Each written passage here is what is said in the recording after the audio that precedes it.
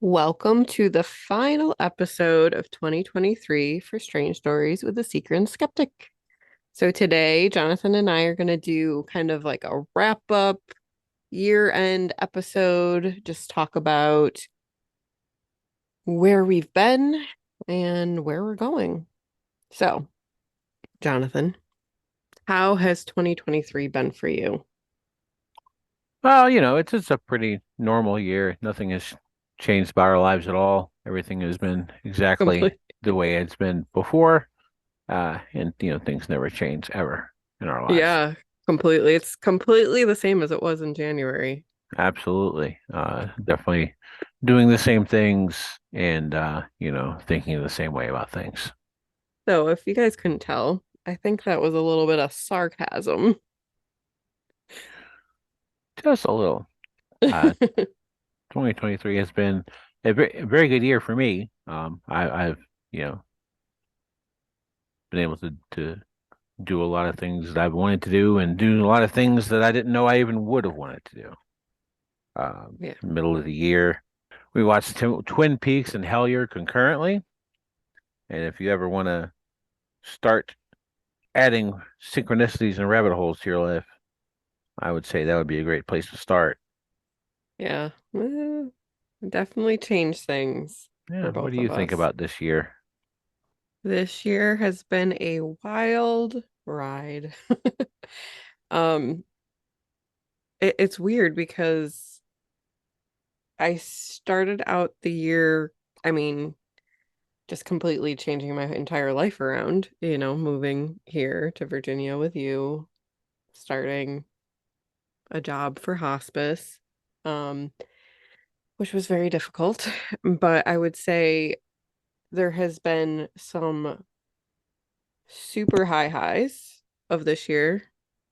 And I won't say low lows, but there's been some lows. So it's been a little bit of a roller coaster for me personally. But I think the highs have been a lot around what we've done with this podcast and some adventures we've taken, going to West Virginia for the Flatwoods Monster Convention was super awesome and fun.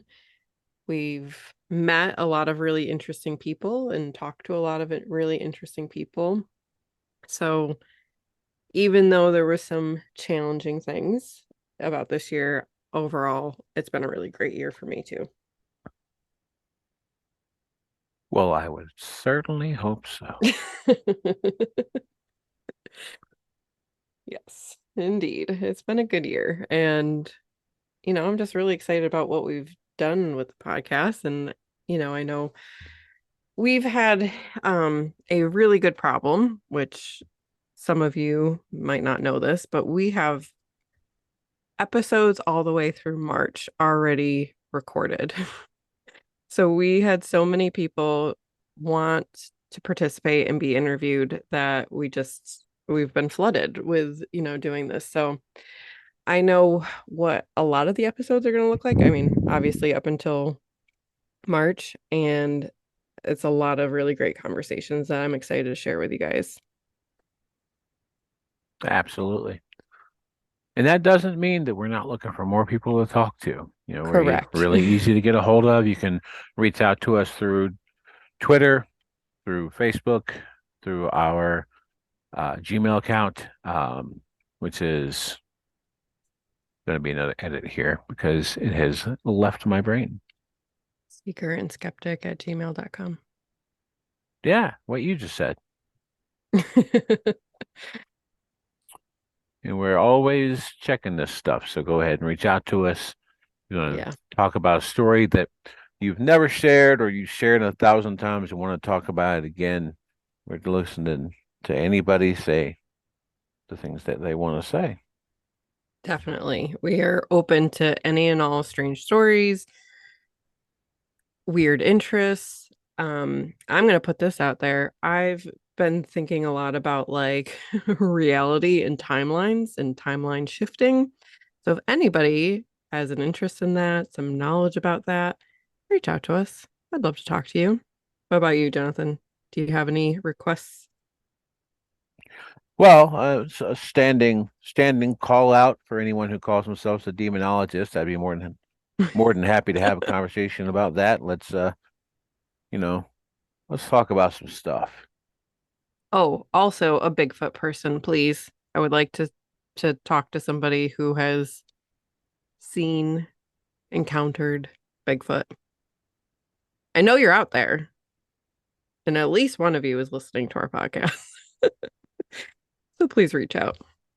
So what has been your favorite thing about the podcast? Really just the ability to kind of expand on what reality looks like, either for myself or for other people, just the chance to have conversations about stuff that most people kind of assume that there's not really a place for, because there is a place for all this stuff. What about you? I just love hearing people's stories. I love hearing people talk about their perspectives and points of view about what they've experienced or encountered, how they see reality. So that is super interesting to me. For me, a lot of our guests have been old friends of mine. Um, so that has been really nice for me to like reconnect with them. But I'm also kind of like the type of person I don't I don't do small talk. I don't do it well. I'm socially awkward. I can't do small talk. But I love having these deep conversations about the nature of reality and spirituality, the afterlife. So it's really nice to reconnect with people and just go to that deeper level with them. So that's been my favorite thing. Awesome. Yeah, that's actually something that's true of both of us. Neither one of us really knows how to talk about the weather. Um, I'm someone who I have lots of close friends who reach out to me a couple of times a year when they've got something really difficult to work through, and I'm more than happy to do it. But I don't know how to talk about transmissions or what day of the week it is or any of that weather channel stuff. Just it all kind of goes past me. Yeah. Works really well for long form podcasting though. It sure does. Obviously, you have started reading a lot more. You've been listening to a lot more podcasts about, all things occult, strange, all that. So, is there anything that you've read, watched, or listened to that has been really important to you or expanded your thinking that you would recommend for other people? Yeah, absolutely.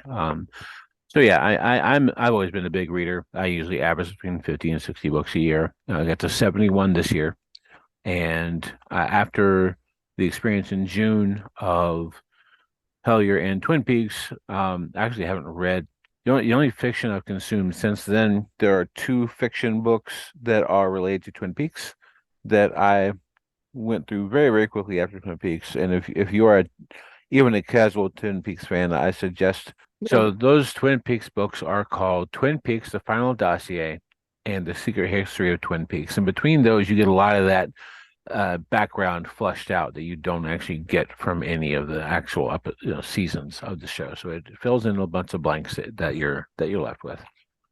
So that would be actually the last of the fiction that I've read for the entirety of 2023. So the other 40 books for the rest have been speculative nonfiction is what I like to call this kind of stuff. And in no particular order, the ones I would recommend the most would be Robert Anton Wilson's Prometheus Rising, which is a book about how about programming your brain, about how our brains are basically computers and they're programmed a certain way from a very young age, and there are things you can do to rewire that a little bit, and they're not all based on psychedelics, which is a plus for a lot of people. Um, I would say The Cryptoterrestrials by Mac Tonnies, which is a short one. It took me a couple of hours really to get through, even though I marked it up a lot with highlighter and notes and such. Basically, takes forward the idea that things like licensed sky UFOs, even potentially abduction experiences are actually potentially perpetrated not by nuts and bolts UFOs, but actually a race of somewhat human-like creatures, beings, whatever you want to call them, that are indigenous to Earth. So they have, much smaller, footprint on the planet and have very much a vested interest in keeping us unaware of their existence due to the necessity of survival. Super interesting thought process. Mac Tony's was a super, super smart guy. And there's not enough of his stuff out there. Mirazman by Mark Pilkington. There's also a documentary by the same name. The documentary basically is a primer for the book. Talks about how in the 80s, parts of the United States government basically perpetrated UFO hoaxes to keep people away from actual secret military installations and experiments that were super top classified, and how they worked that. Um, Strong recommend. It's very, very well researched, very interesting. Documentary is a little visually rough, but also very, very well done in its own way. And Yeah, then, hmm? I'm gonna interrupt you for a second. Yeah. We watched that documentary together, and that was very disturbing to me in a lot of ways. Like how they mess with people, like honestly, the psychological damage that some of these people endured because of um the gaslighting and the hoax that the government was perpetrating. That was something that really influenced me of like, okay, there's more going on behind the scenes and we don't even know what's real and what's not real. And it's like there's so much that has muddied the waters. It's just it's disturbing. Oh, for sure. And the fact that the agents that did this stuff are, to this day walking around free. Like there's never been Yeah, any kind of reckoning for yeah, ruining multiple people's lives and yeah, derailing the lives of many, many other people. And there's still repercussions of this going on today. yeah. And the main guy that was interviewed, like he had no remorse. You know what I mean? He didn't really show any kind of like, I feel bad what I did to these people or anything like that. It was just very matter of fact. Oh no, it's all a And game to it's, him. yeah.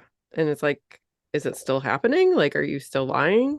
I mean, you are very untrustworthy, sir. So, anyways, continue with your recommendations. I just wanted to throw that in there that that was a disturbing documentary to me. Oh, for sure. And one more. I mean, I could go on for an hour about books, but one more that is really, really top of my list is Complete Secret Cipher of the UFOnauts by Alan Greenfield.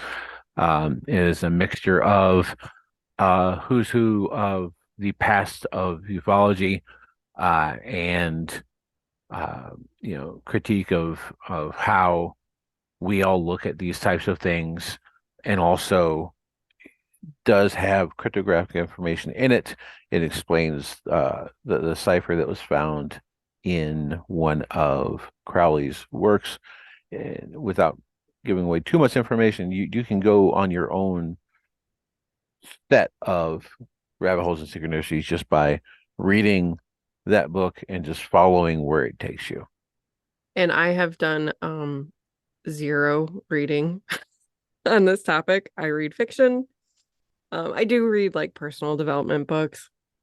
And a lot of this year has been focused on me working on my own books, which is not something we've even talked about on the podcast. I think we should. I think we, I think it's time. But yes, I published my first book this year, which is a book, a very seekery book, I would say. It is a personal development book called A Line in Bloom, and it is how I do emotional and spiritual healing work with myself and with the clients that I work with. So it's a lot about digging into yourself, connecting with your different parts of self, your shadow parts, understanding their story and being able to, through energy work and intention, help them release burdens and then align with the energy that you want to cultivate in your life. Um, so it's very exciting. My first book out. I've wanted to write books and publish books for a very long time, probably most of my life. And this year, finally did it. If you are a seeker, check it out. And coming soon, fiction. And coming soon, there will be a fiction series. And that is very much how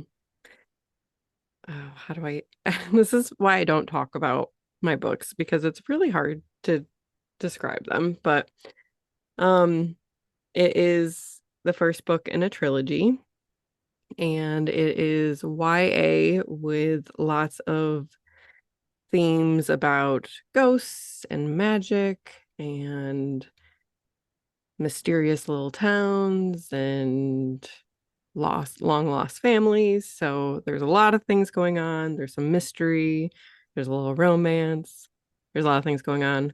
I think it's fun. You might think it's fun as well. And when that book comes out, it's called Maiden's Light. When that book comes out, I will I will talk about it a little bit more. But so that's Good. kind of like where my focus has been. I mean, obviously, a lot of my focus has been on the podcast, interviewing people, connecting with people. But Jonathan has really kind of deep dived into the research element, the connecting with people in the Twitter sphere that I don't know anything about. Listening to a lot of other podcasts. So yeah, what would be some of the podcasts that you would recommend for people who maybe are interested in this stuff or like our content? Oh, well, anybody who watches Hellier is probably going to become aware on their own of Pennyroyal. That was the first like podcast of this, in this world that I went into, and through Pennyroyal, which is high recommend. It's a very interesting series about high strangers in Kentucky. Um,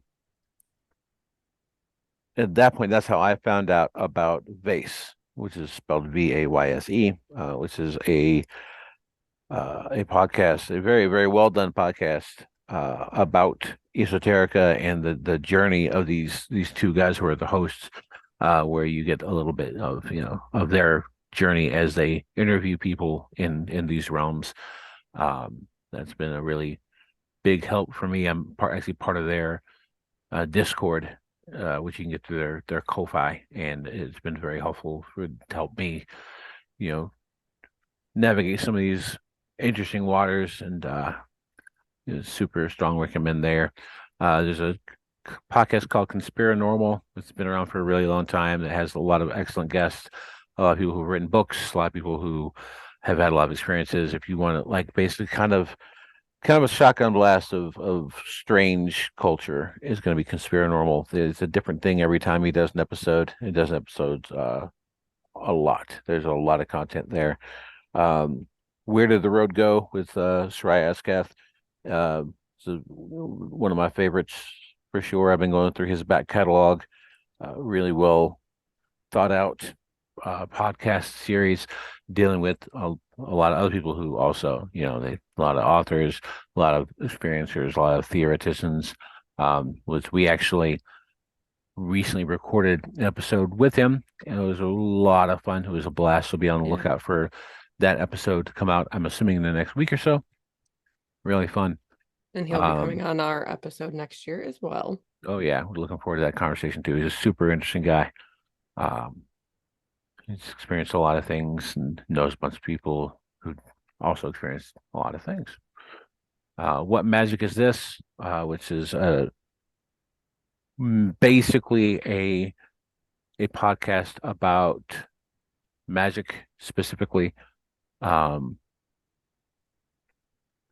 there's a lot of research involved in it. He's a practicing musician who breaks down things in a way that people with just a basic cursory interest can understand.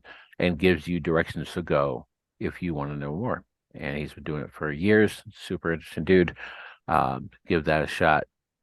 That was What's Magic Is This? And finally, and I'm sure I'm forgetting some stuff, but these are the ones that have deep, really deep dove into through, walks and stuff. Is Right Where You Are Sitting Now, which is Kenny and it's another magic podcast. It's ritual musician, also interview based, deep diving into a lot of esoterica stuff. So if you have any leanings towards any of those realms, those are the directions that I would point you in. And you can go as deep or as shallow into the stuff as you want. There's something for everybody and really all of those. Yeah. A lot of great content out there. And I mean, I again am more like behind the scenes with all this. You're definitely interacting, but I feel like you've connected with a lot of really interesting people, you know, from just starting to explore different podcasts and other people that are interested in this stuff. So, and it's opened doors to more conversations for us with people coming on our show. Um, so it's very cool what you've been doing, and I appreciate that you are on the Twitters, the X, whatever it's called, the blue sky, all of those things.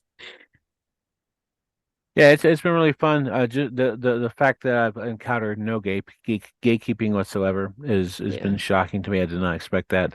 As someone who's been involved in, you know, um, like a lot of nerd hobbies throughout the years, which is not the same thing as this, of course, but like, they definitely are similar in the fact that there are subcultures. And of the subcultures that I've been in, most of them have been surrounded by gatekeepers, and this has not been the case.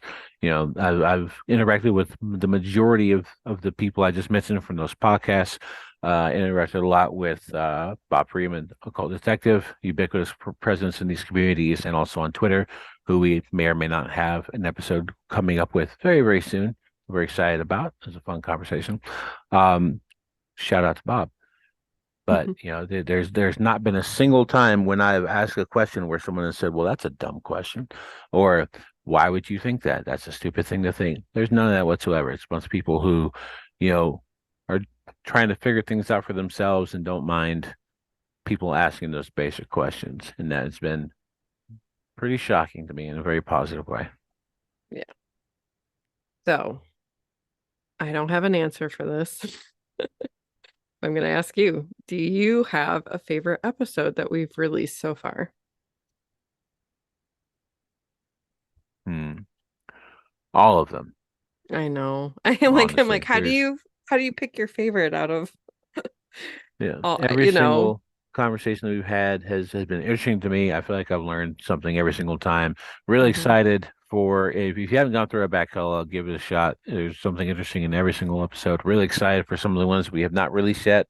Yeah. But there's not been a single time that I've put down my headset at the end of one of these conversations and been like, well, I could have been doing X instead or Y. Yeah. There's always been, well, that was a worthwhile conversation. This has been really cool, and I can't help but assume it's going to continue along that same road. Um, Yeah. yeah, I agree. I feel like, we've talked to a lot of different people with a lot of different perspectives and knowledge base. Some people are just like, I just had a weird experience and I don't know what to make of it. And that's as far as it goes to, you know, Bob or Alan Greenfield, who are kind of like experts in this field. So it's been a wide array, and I love that. I love just kind of hearing everybody's stories and their experiences and how they make sense of all of this strangeness. also really interesting that people who have nothing, all bunch of people who have had nothing to do with one another, don't know each other, don't live in the same parts of the country, have experiences that are similar. And people who live very close to each other have experiences that are very, very different, and how you know it really seems like there's links between most of these types of things in these realms. Definitely. I think sometimes we think about things in a different way or we categorize it in a different way, a lot of times we are talking about the same thing. And we found that. You and I have found that in conversations we've had with each other. Oh yeah, absolutely. And a lot of it comes down to, the failure of English as a language, um, Hmm. which, in reality it is, there's just a lot that we lack. We use the word spirit to mean too many things. We use the word unexplained to mean too many things. We use the word religion to mean too many things, and it all ends up being confusing to people a lot of the time. I think, needlessly so. Definitely. So we did have one listener submitted question from our maybe our first fan, Russell Lister, friend of mine, who asks how during this year has the seeker become more of a skeptic and the skeptic become more of a seeker at any point? Has the podcast maybe changed either of your views one way or the other? It's such a good question. Do you want me to go Absolutely. first I or do I you? would like for you to go first. Okay. Um, so I don't know if it's necessarily, I mean, indirectly, I would say because of the podcast, because of just the content and the things that we are consuming and watching together. But I would say I am definitely asking more questions about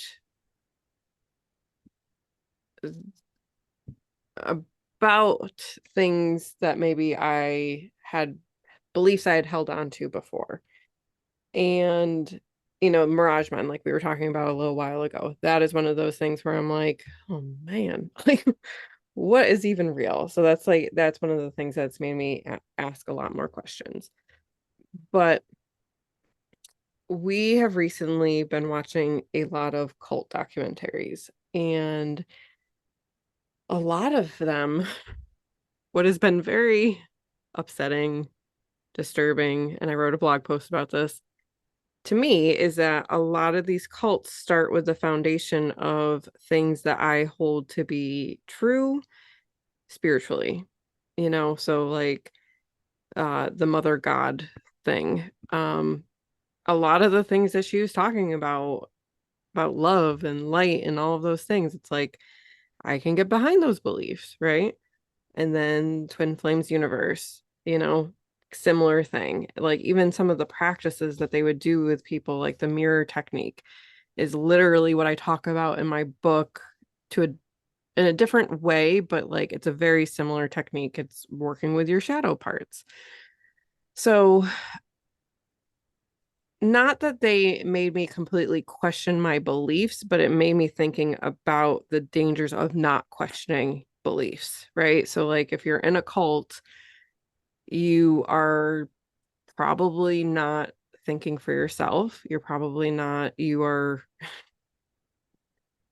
kind of taking in the information or teachings of a guru of some sort, and you're just holding on to that as truth for yourself without maybe expanding and really digging into what do you believe. So that is kind of where not um I mean, I guess in terms of how you define skeptic, of you just want more information and you want to ask more questions, I think that's where I'm landing as well. Is like I've held these beliefs for a long time, but I need to do some inventory on myself and really think about why is it that I believe this? Is this because of my own personal experiences, my own connection with my spirituality, or is this because somebody has told me that this is truth?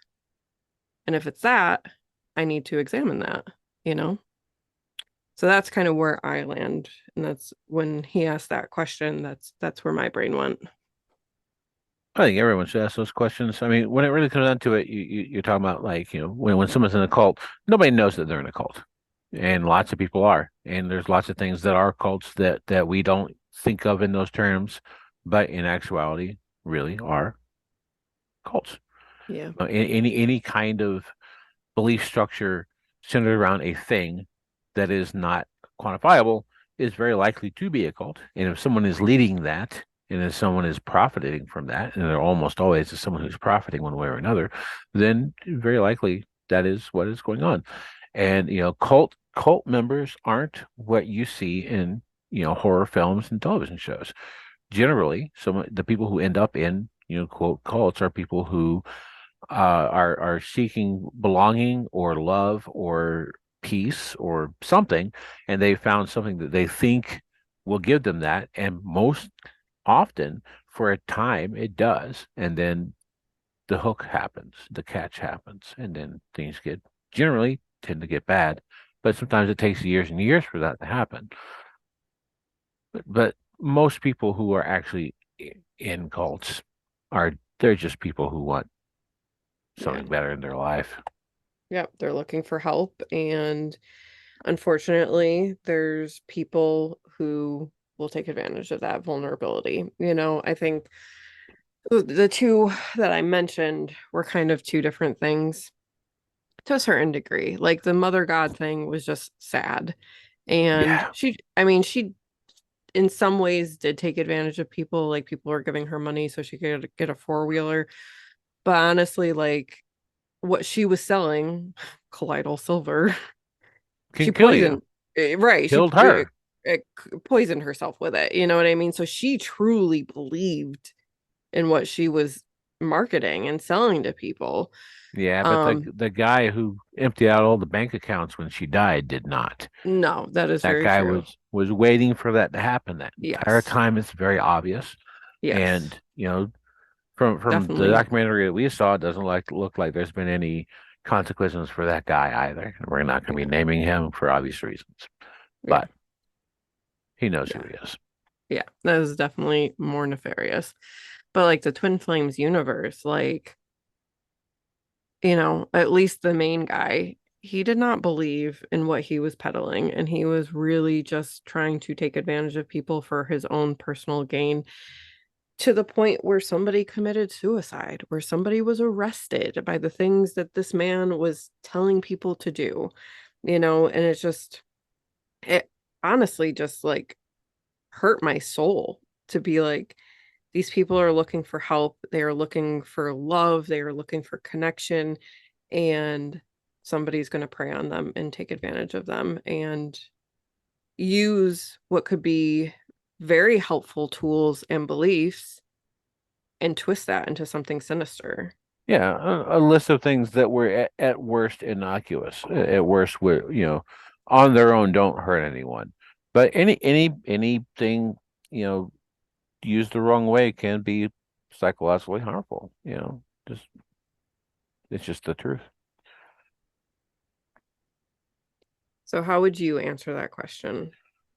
I would answer that question more along the lines of this has caused me to redefine how I view a lot of the world. In the way of like the words that I'm using. I used to kind of broad spectrum everything of saying, well, I'm an atheist. And I am. I don't believe in an interactive father figure sky daddy that cares whether or not someone touches themselves at night. I don't believe in that at all. Um, do I think that there are things out there that science doesn't have the tools to measure? Yes, yet, absolutely. Of course I do. Have I experienced weird things in my life that I can't measure by those means? Yeah, I've talked about some of them. I'm going to talk about more of them. Some of them I may never talk about. There's a lot there. And some of that is, growing up in the top part of the deep South that had some different traditions and different, things happen than what you see in, quote, supposed modern technological America, as we kind of, sweep things like this under the rug. And I spent a lot of years doing that in my own life under the the phrase of hey, well, I'm a capital A atheist. I don't believe in God. And a lot of times it's easier to use those words than it is to really talk about things that happen to you, and things you've seen and things that other people have seen. So, the being confronted with this stuff has kind of forced me to change how I talk about this stuff. And I say force, but it's in a good way. It's a positive thing. I still don't have a real good label for what I am, but I don't think I necessarily need one. I don't need a label to feel like I'm okay and sane and totally fine. That's something for other people, and I don't feel a particular need for that to exist for me. Yeah. And I know we've talked about before, like just the word God people get tripped up on, just because of associations with religion and, religion trauma and stuff like that. So it's like, I don't know, correct me if I'm wrong, but you're expanding your paradigm of the world. And just because God isn't it doesn't mean that there isn't something else that hasn't yet been explained. Does that make sense? I think it's probably lots of things. I think they just happen to be loosely connected to one another. You know, Yeah. I mean, in terms of what I observe of you, I think you're just more open to things than you were when we first met and started talking. I mean, you own how many tarot decks now? three. Three. You sure do. You're doing a lot of tarot readings, which is pretty cool. On the winter solstice, we did a a mini ritual, I would say, where we created manifestation jars and just put our intentions into those jars. Which I thought was a lot of fun to do that with you. And every night we're lighting our money candle, gonna bring in that dough. Yeah, it's been very, very interesting, very enjoyable. I've read some stuff about dreams, read some stuff about sigils, and been looking into stuff like that as well, um, for lots of reasons. Yeah, so I think we're both still seeker, still skeptic, but we have both expanded our points of views, the ways we're looking at things, the questions we're asking. I think that has been definitely a positive for me, and hopefully that's been a positive for you too. For sure. It's all been positive. Anything that lets you be more of who you are is a positive thing. Unless you're an asshole. In that case, you should get therapy. And not with me. No assholes, please. So, Jonathan, what would you say is coming up next year for you? Well, we're looking at going to Indiana for a few days once the cold months are gone to meet up with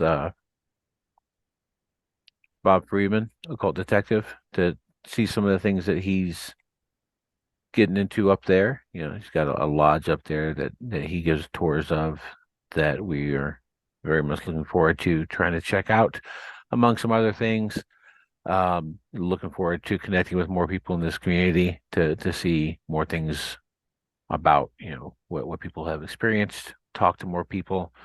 Um, for the holidays, I received some pretty awesome new books to dive into. The Magical Revival by Kenneth Grant is one of those.